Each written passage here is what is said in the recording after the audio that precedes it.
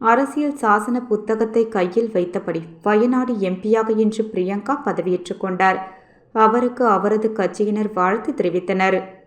லோக்சபா தேர்தலில் 2 தொகுதிகளில் போட்டியிட்டு வெற்றி பெற்ற ராகுல் ரெபரேலியை தேர்வு செய்ததன் மூலம் வயநாடு காலியான தொகுதியாக அறிவிக்கப்பட்டது. இதனால் வயநாடு தொகுதிக்கு இடைத்தேர்தல் நடைபெற்றது.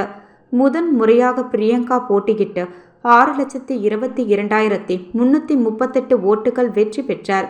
அவர் 4,10,931 ஓட்டுகள் வித்தியாசத்தில் அபார வெற்றி பெற்று சாதனை படைத்தார். இந்நிலையில் இன்று பார்லி கேரள பாரம்பரிய உடையணிந்து வந்த அரசியல் சாசன புத்தகத்தை கையில் வைத்தபடி வயநாடு எம்பியாக பிரியங்கா பதவியேற்றார். பார்லிமெண்ட் விவாதம் மற்றும் பொது கூட்டங்களில் அரசியலமைப்பு சாசன புத்தகத்தை கையில் ஏந்தி கொண்டு பேசுவதை காங்கிரஸ் எம்பி ராகுல் வழக்கமாக கொண்டுள்ளார்.